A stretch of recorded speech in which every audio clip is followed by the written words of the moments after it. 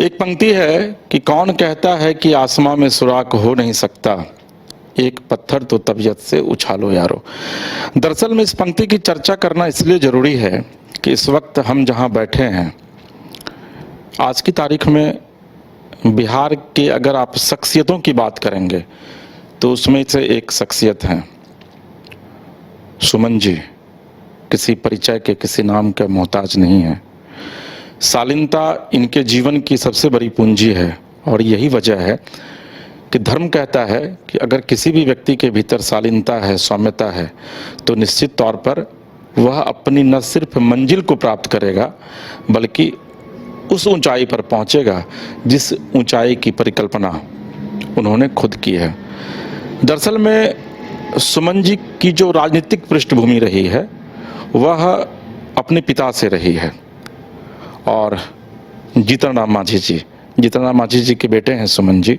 लेकिन अब ये इनकी विशेषता नहीं है कि ये मांझी जी के बेटे हैं, क्योंकि राजनीतिक पृष्ठभूमि निश्चित तौर पर वो जरूरी है किसी भी ऐसे व्यक्ति के लिए जो राजनीति में मुकाम को पाना चाहता है। हालांकि ये भी जीतन राम मांझी जी के साथ लागू नहीं होती है, लेकिन चूंकि अभी सुमन जी हमारे साथ मौजूद हैं तो हम सुमन जी से बातचीत की शुरुआत करेंगे।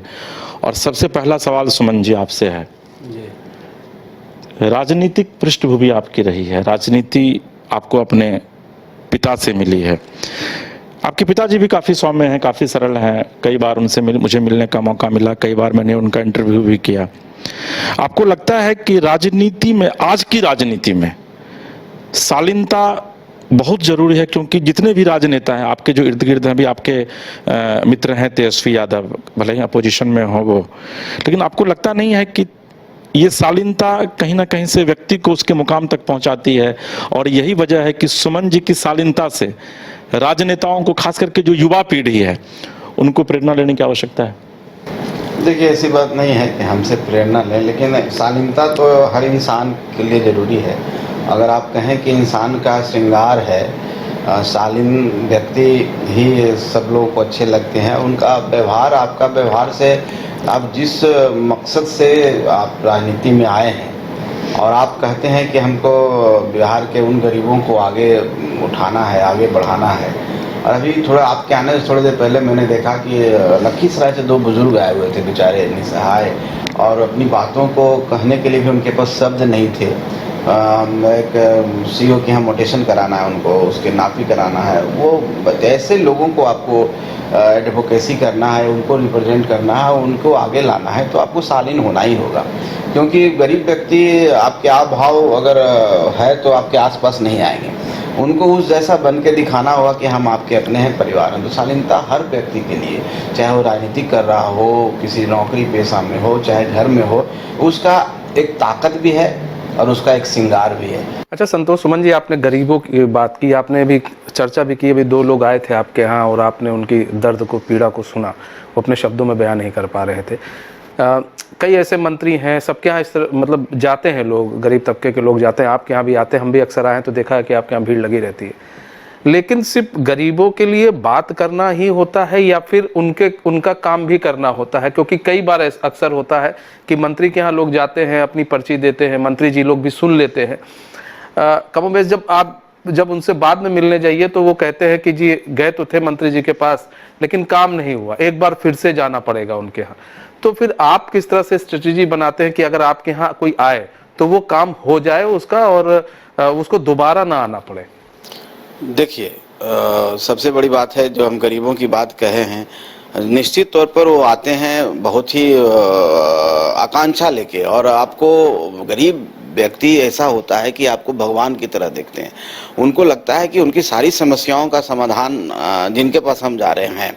लेकिन आप भी समझते हैं इस डेमोक्रेटिक सिस्टम जो हमारा सेटअप जो है, उसमें एक हायरार्की बनी हुई है, हर चीज़ का एक सिस्टम है। आप मिनिस्टर हैं तो आप कहाँ बोलेंगे, और ऐसे लोग मेरे पास आते हैं जिनको आप आवेदन देना है एक जगह पर। मान लीजिए कि वो यूनिट है, ब्लॉक है, वहाँ पर एक आवेदन देना है। जब तक आप देंगे नहीं तब तक कैसे आप कोई चीज़ की कहेंगे कि हमारी काम किया जाए, क्योंकि एक प्रोसेस है, सरकार की प्रोसेस है।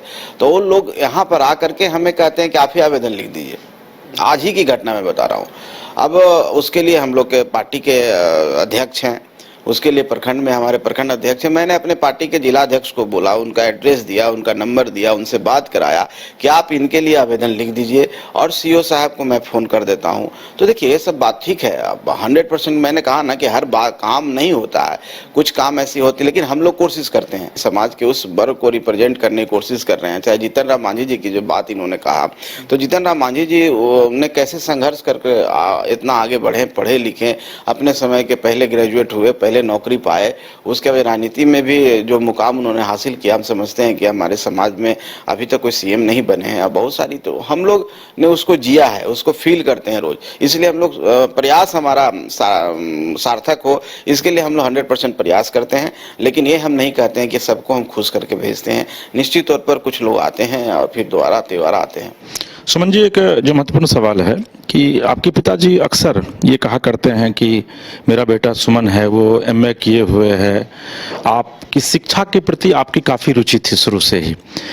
साक्षरता में भी अभी आप बता रहे थे कि थे आपकी जो मैडम है विधायक बनी है, वो भी साक्षरता से जुड़ी हुई थी। राजनीति में फिर क्यों आए? क्योंकि शिक्षा ग्रहण करके एक प्रोफेसर बनना जो आपका ड्रीम था, फिर अचानक वो राजनीति की तरफ टर्न क्यों ले लिया? आपको लगता है कि शिक्षा देना और उससे ज़्यादा बेहतर है राजनीति करना? देखिए, आपने सही सवाल किया। इस जहाँ तक शिक्षा ग्रहण करने की बात है तो पीएचडी की शिक्षा मैंने की है, और जहाँ तक आपने प्रोफेसर लेक्चरर की बात की है तो मैं गया कॉलेज गया में अभी भी लेक्चरर हूँ, एसोसिएट प्रोफेसर के रूप में हूँ। हाँ, अलग बात है कि हम लोग जिस संवैधानिक के दायरे में हैं, जिस पद पर हैं, उसमें हम लोग को लेके छुट्टी लेकर के रहना पड़ता है। तो एक मुकाम तो हासिल हुआ, एक माता पिता का सपना था वो करना, वो हमने पूरी की।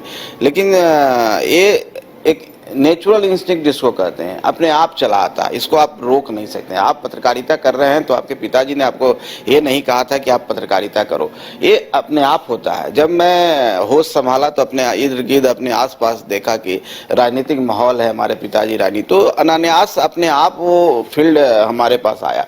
हमारे जीवन में ऐसे कई मौके मिले हैं जहाँ पर हम कोई बिजनेस कर सकते थे, नौकरी कर सकते थे, लेकिन वो मन नहीं लगा।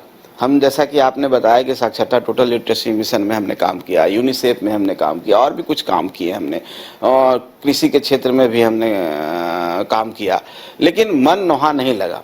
मन बेचैन था और मन यहीं पर आके शांत हुआ, और इसलिए ये अपने आप हुआ, अनायास हुआ। और मैं कोशिश किया, जब मैं आया, हमारे पिताजी दूसरी पार्टी में थे, मैंने दूसरी पार्टी ज्वाइन किया।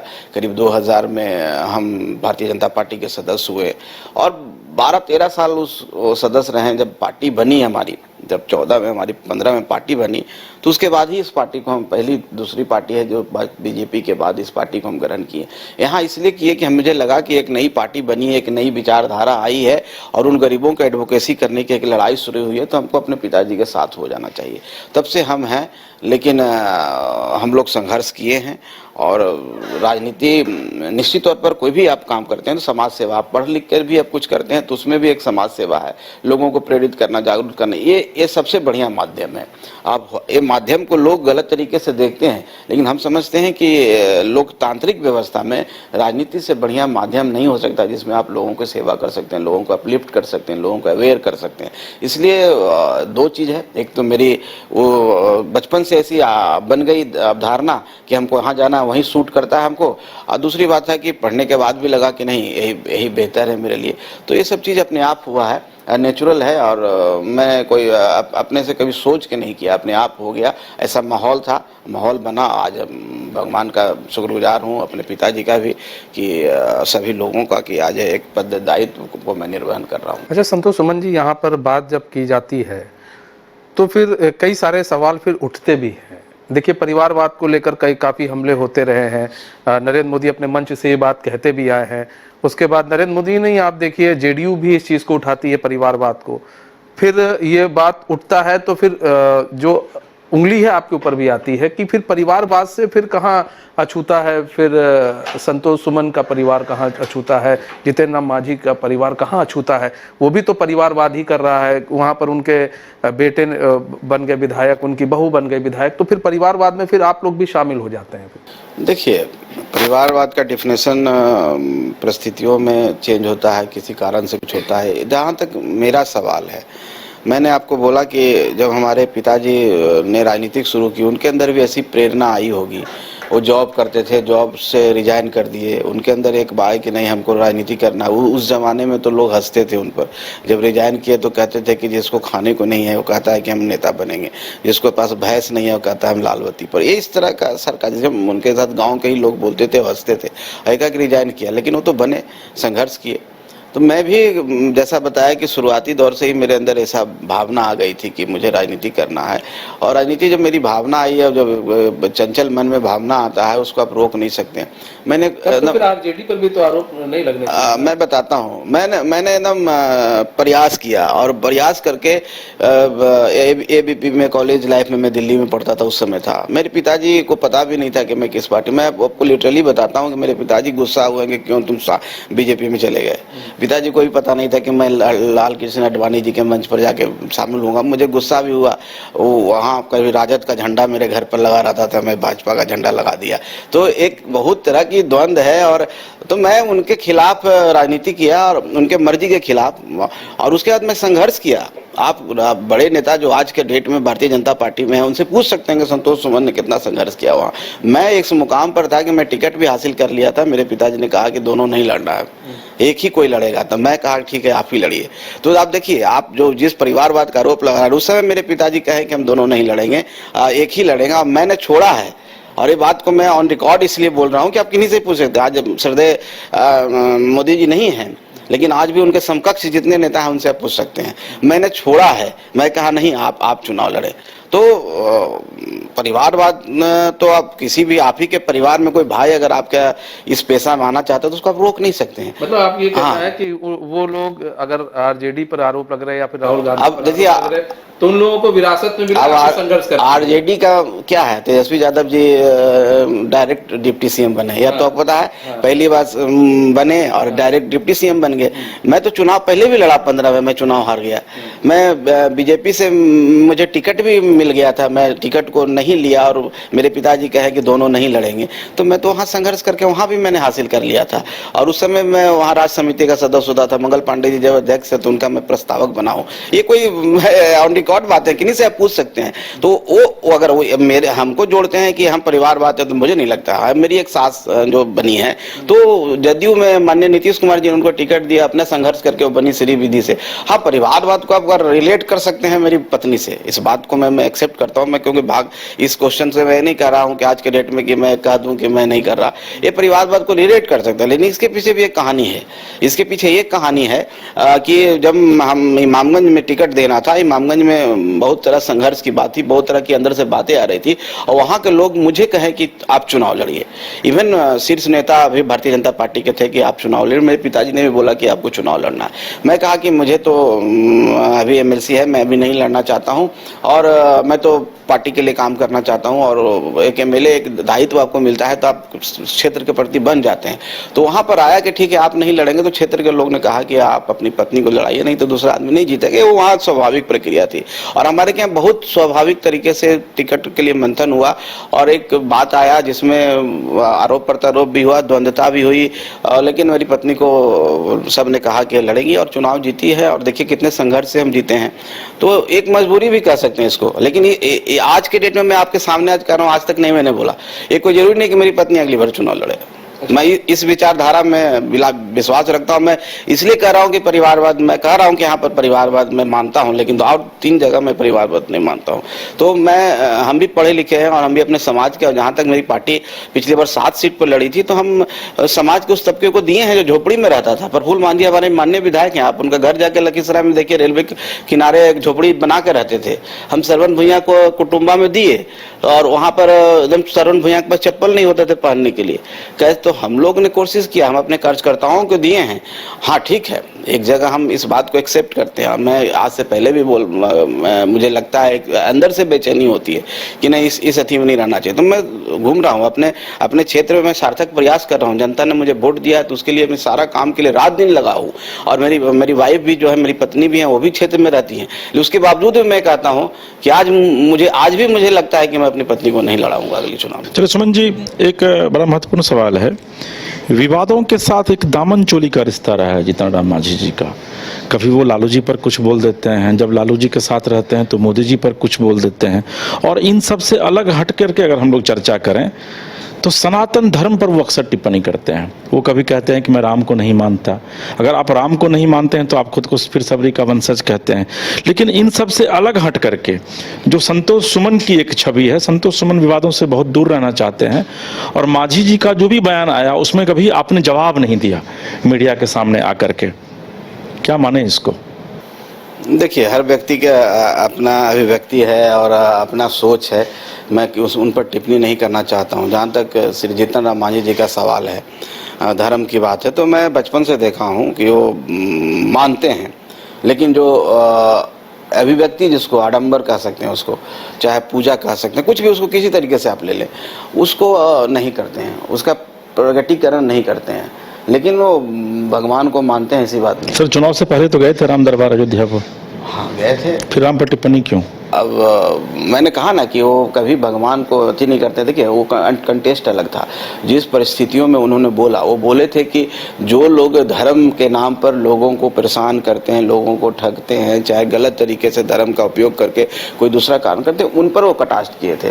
राम जी को नहीं मानते हैं, ये हो सकता है कि राम जी के बारे में बोल रहे होंगे, पता नहीं उनका क्या स्टेटमेंट, मुझे नहीं पता, लेकिन मैं जानता हूँ जहाँ तक कि भगवान को मानते हैं। वो अंतर से पूजा करने वाला व्यक्ति हैं, वो दिखाने वाले व्यक्ति नहीं है, और सब धर्म का सम्मान करते हैं, चाहे हिंदू मुस्लिम। वो मजार पर भी जाते हैं, अजमेर शरीफ भी मैंने उनको हमेशा जाते देखा है। तो किस परिस्थितियां कभी कभी राजनीतिक में अलग होती है, आप देखेंगे कभी इधर आते हैं लोग तो उस तरफ बोलने लगते हैं। लेकिन मेरा जहां तक सवाल है, मैं एक विचारधारा में स्टिक रहता हूँ, और कहीं भी रहूँ और किसी का जो सही बात है उसको बोलने की कोशिश करता हूँ। अलग बात है कि कभी हम राजनीतिक मजबूरियों में फंसते हैं, गठबंधन की मजबूरियां रहती है, लेकिन जब हम संतुष्ट हैं अपनी विचारधारा से, जिसके साथ हैं उसके साथ हमेशा रहते हैं। और मैं अपने कभी विपक्ष जो मेरे साथ बहुत बुरा बोले भी हैं, चाहे अभद्र टिप्पणियां जिसको कहते हैं वो करते हैं, हम कभी उनके ऊपर उस तरह से पलट के बाहर नहीं दिए हैं, क्योंकि हम लोग उस विचारधारा के नहीं है कि कोई आपको गाली दे तो हम उनको गाली दें। तो विवादों में आप नहीं पढ़ना चाहते हैं कभी? इसमें है ही नहीं। ये मेरा अपना है कि मैं क्यों किन्हीं को, अगर मेरे ऊपर कोई गलत बात बोल रहे हैं, गलत भाषा का प्रयोग करें, तो मैं भी क्यों उस तरह का हो जाऊं? मैं अपना नेचर क्यों बदलूं? उसके लिए मैं क्यों प्रतिक्रिया दूं? उनका जो काम है वो कर रहे हैं। आपने सुना होगा ना कि भिक्षु का काम है डंक मारना, साधु का काम है उसको बचाना। तो इसलिए, और जहां तक जीतन राम मांझी जी की बात करते हैं, विवादों में जीतन राम मांझी विवाद से बोलते हैं। जो बात उस समय उनके समक्ष आता है, आसपास में कुछ लोग बोलते हैं, तो वो बातों को बोल देते हैं। वो चुप रहने वाला व्यक्ति नहीं, उनके पेट में कुछ पचता नहीं है। राजनीति में वो आज के डेट में समझिए कि दूसरे तरह के हैं। जब वो नहीं रहेंगे तो लोग याद करेगा, इस तरह से याद करेगा। आज आप बर्तना कर लीजिए, कोई के लिए सब पार्टी के लोग कहेगा कि नहीं वो है। उनके समय जो भी चीज आता है वो सामने रख देते हैं, चाहे वो किसी को कष्ट भी पहुंचता है, हम लोग को भी बहुत बार परेशानियां होती है, और तो लेकिन राजनीति उनका अपना। लेकिन सुमन जी, इसी से एक और सवाल है, क्योंकि आप एबीवीपी में रहे, बीजेपी का आपका बैकग्राउंड रहा 13 साल का, और आपकी पार्टी का जो लाइन है वो अलग है, तो पिताजी के साथ कभी मतभेद होता है क्या? क्योंकि उनकी विचारधाराएं अलग है, आपकी विचारधाराएं अलग होंगी। देखिए, हम लोग का कोई लाइन बीजेपी के खिलाफ नहीं है विचारधारा के। बीजेपी क्या गरीब के बारे में नहीं बोलती है, बीजेपी क्या नहीं कहती है कि सर्व धर्म का सम्मान करना चाहिए, सब चीज़ है।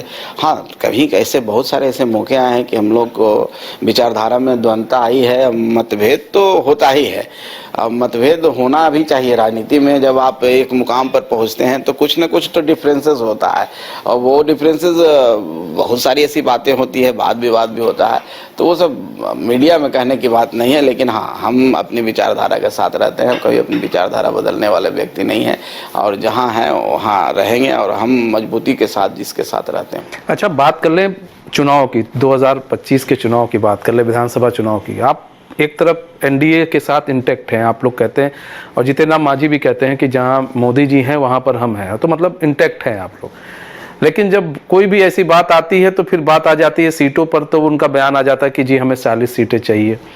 अक्सर देखा जा रहा है कि वो 40 सीटों की डिमांड कर रहे हैं। तो ऐसे में ये फिर ये हो जाता है कि भाई अगर जितेंद्र राम मांझी 40 सीट की डिमांड कर रहे हैं, फिर एलजेपीआर फिर सीटों की डिमांड करने लगती है। तो कहीं ना कहीं आपको नहीं लगता है कि इससे जो है, जो महागठबंधन है वो इसका फायदा उठा रही है, और फिर वो उस तरह के बयान दे रहे हैं कि आप जितेंद्र राम मांझी को देखिए, वो 40 सीट मांग रहे हैं, अभी क्या इंटैक्ट है, इन लोग के बीच में अभी कोई चीज बनी नहीं है बात, इस तरह के फिर सवाल उठते हैं। तो 40 सीट किस हिसाब से मांगे जा रहे हैं, और क्या बस कार्यकर्ताओं की भावनाओं को देखकर वो सामने रख रहे हैं, या फिर वास्तव में आप 40 सीटों पर ही चुनाव लड़ना चाहते हैं? देखिए, अगर एक पार्टी के राष्ट्रीय अध्यक्ष से पूछेंगे, किसी पार्टी के राष्ट्रीय अध्यक्ष से, सब चाहते हैं कि हम 243 सीट पर लड़ें, चाहे राजद के भी लोग भी चाहते हैं 243 सीट पर लड़े। किसी पार्टी से पूछेंगे, देखिए ये सवाल नहीं है कि हर व्यक्ति चाहता है, आप भी चाहते हैं कि हम मेरा एक अपना इंडिपेंडेंट सब चीज हो, हम सब कराएं, लेकिन चाहने से कुछ नहीं होता। एक लोकतंत्र में जनता मालिक होती है और कुछ परिस्थितियां भी होती है, उसको आदमी को, इंसान को कभी भूलना नहीं चाहिए, उससे कभी लड़ाई नहीं करना चाहिए। हर परिस्थितियां, हर समय की अलग अलग कहानी होती है और हर का अपना खूबसूरती होता है। तो जहाँ तक जितेंद्र राम मांझी जी के बारे में मैंने अभी कहा ना कि वो ऐसे व्यक्ति हैं कि उनके पास जो भी तुरंत कोई घटना घटती है तो बातें होती है, तुरंत वो आप लोग को बोल देते हैं, वो कुछ रखते नहीं है।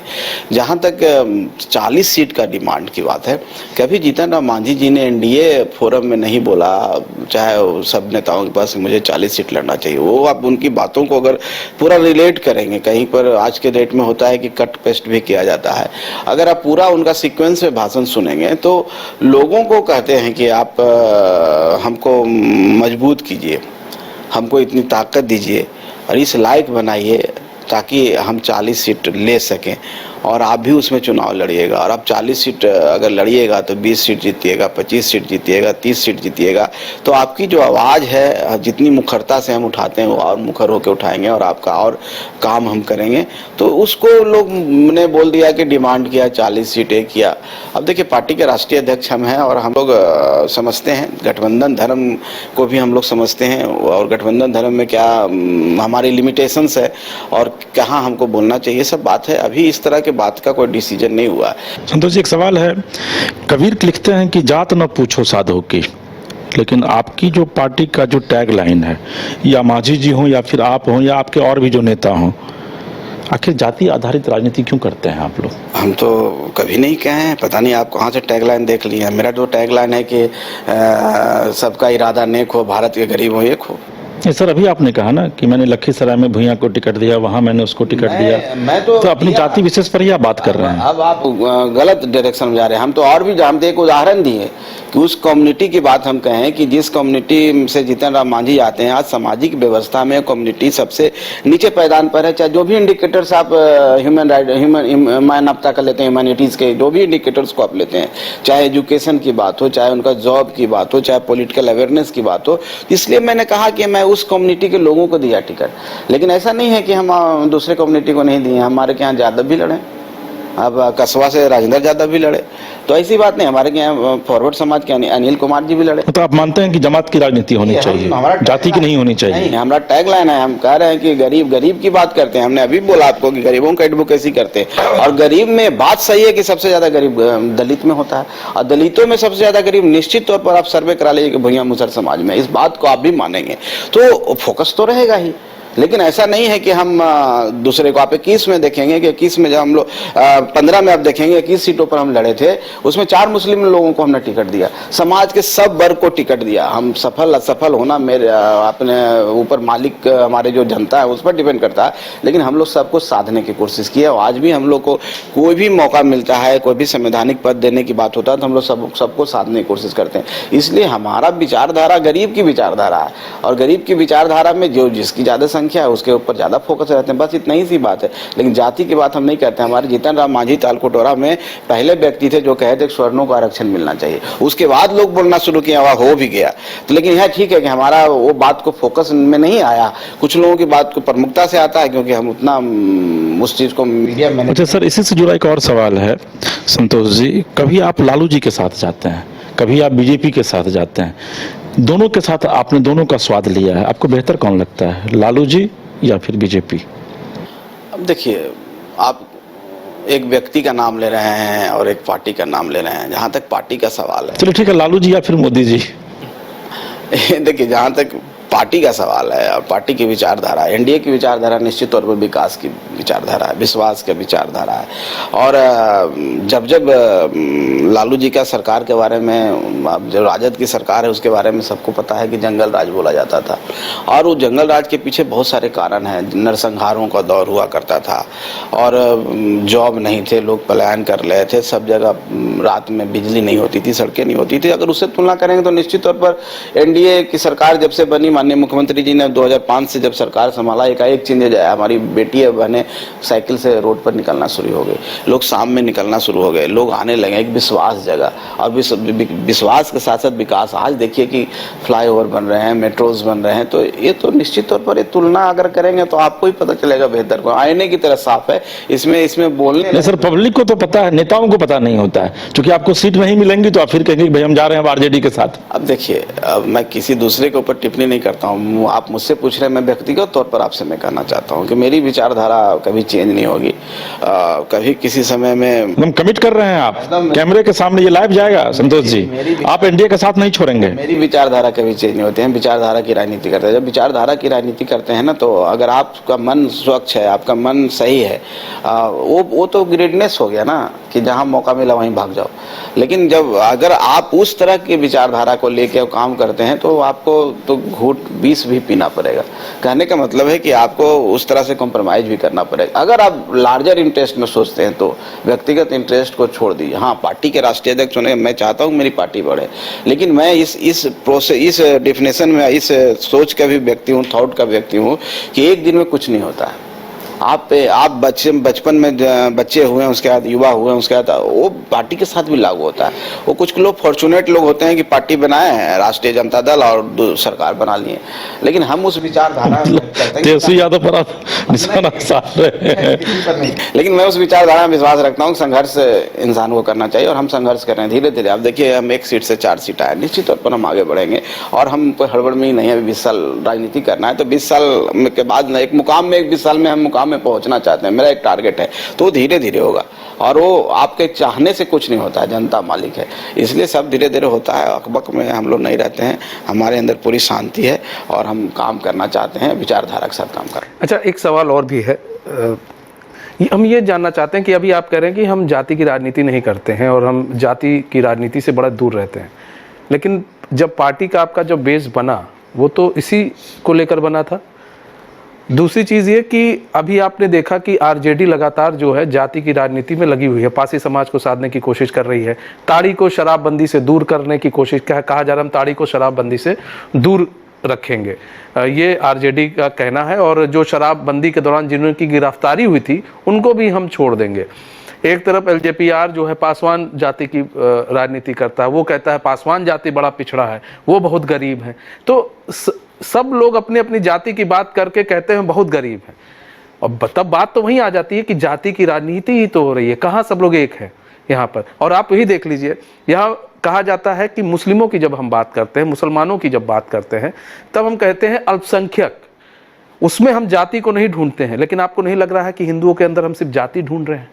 नहीं, ऐसी बात नहीं है। जहाँ तक मेरा सवाल है, मुसलमान भाई में भी गरीबी बहुत ज़्यादा है, उनके अंदर भी जातियाँ तो है ही, उनके अंदर भी अंसारी लोग हैं, तो क्या क्या हैं, बहुत सारे जातियाँ का वहाँ भी बना हुआ है, ऐसा नहीं कि वहाँ नहीं है। अब उनको, लेकिन उनकी बात नहीं होती, वो हम लोग बात करते हैं तो अल्पसंख्यकों की आप बात करते हैं। ऐसी बात नहीं है, आप भूल रहे हैं। माननीय पसमानदा समाज भी यहाँ बना है, वो अंसारी महापंचायत भी यहाँ चल रहा है, और उस तरह की राजनीति भी होती है। और आप बीजेपी को ले, बीजेपी नहीं कहते हैं, राजद को ले, चाहे जनता दल यूनाइटेड को ले, फोकस करके भी राजनीति होता है। आप अगर इसके अंदर जाएंगे तो उस तरह की राजनीति होता है। लेकिन जहाँ तक कास्ट बेस्ड बात है, मेरी बात है, देखिए मैंने साफ कहा कि जब हम गरीब की बात करते हैं, गरीब की विचारधारा करते हैं, और गरीब में आप सोच लीजिए, एक क्रिस्टल क्लियर है कि कौन सा समाज बिहार में आज सबसे गरीब है। ये इसका डेटा है, डेटा प्रूवन है कि डेटा में क्या है, बहुत सारी डेटा है, सरकार के पास डेटा है जो कि दिखाता है कि सबसे ज़्यादा गरीब क्या है। अगर उसमें अगर आप निकाल के देखेंगे तो निश्चित तौर पर वो समाज सबसे आगे आएगा।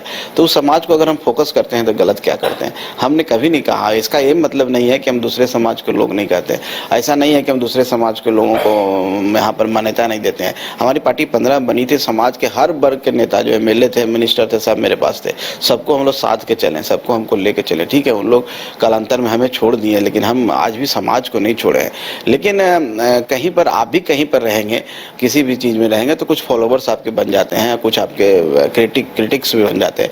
तो उस समाज के, जिस समाज की आप बात करो, समाज में ज़्यादा हमारे फॉलोवर्स है, इसलिए इस फॉलोवर्स हैं कि उनको एक आशा लगा, एक जागृति आई और एक लगा कि हमको देखना है, मेरे समाज का नेता बना है, तो मेरे पास आकर्षित हुए, तो वो भीड़ देखते होंगे तो लग गया जाति, बाकी ऐसा कुछ नहीं है। चलिए सुमन जी, एक आखिरी सवाल है। एक रामायण की बड़ी अच्छी पंक्ति है, अभी वर्तमान कंटेक्स्ट में इसकी चर्चा मैं कर रहा हूँ, चूंकि पूरा विश्व इसकी चर्चा कर रहा है। रामायण में स्वयं श्री राम कहते हैं कि विनय न मानत जलधि जर, गए 3 दिन बीती, बोले राम सकोप तब भय बिन होए न प्रीति। जो अभी देश के का जो वर्तमान हालात हैं अभी, आपको लगता है कि ऐसी स्थिति में पाकिस्तान को, भारत को जवाब देना चाहिए? निश्चित तौर पर देखिए, देश का मामला है, जब देश के अस्मिता का सवाल है तो सबको साथ होना चाहिए। हम भी सरकार के साथ हैं और हम लोग की भी जो कैपेसिटी है, जो संसाधन है, उस हिसाब से सरकार के साथ हैं। और जवाब तो एक माकूल मिलना चाहिए, और जवाब का मतलब सिर्फ अटैक करना ही नहीं होता है। जवाब का मतलब होता है कि एक तो आप राजनीति में, अंतर्राष्ट्रीय राजनीति में उनको अलग थलग कर दीजिए, इंटरनेशनल डायलॉग स्थापित कीजिए, सैंक्शंस होते हैं, और उसके बाद फिर इस तरह का जो जवाबी कार्रवाई हो वो भी होती है। तो माननीय प्रधानमंत्री जी हम समझते हैं कि सक्षम व्यक्ति हैं, और जब जब उन्होंने जो बोला है 370 हटेगा तो 370 हटा, जवाबी कार्रवाई होगा तो स्ट्राइक बालाकोट की बात करें, यूरी सेक्टर की बात करें, पठानकोट की बात करें, तो हर जगह हुआ है। मैं मानता हूं कि इस बार भी उनको ऐसा जवाब मिलेगा। बिहार के मंच पर आके बोले हैं कि कल्पना से ज़्यादा उनको सजा दी जाएगी। तो इस बार भी भारत जवाब देगा। हड़बड़ी है हमें नहीं है, और कोई भी चीज़ को एकाएक नहीं करना चाहिए, सोच समझ के सारा चीज़ को पाकिस्तान को जवाब मिलेगा। हम समझते हैं कि एक और देश बनने को तैयार है। चलिए, तो ये संतोष सुमन जी हैं, नाम बड़ा प्यारा है इनका। संतोष मतलब पूरे संतोषी हैं, जो आपको बातचीत में लगा होगा, और सुमन का मतलब ही होता है पुष्प, तो वाणी भी इनकी पुष्प की तरह है।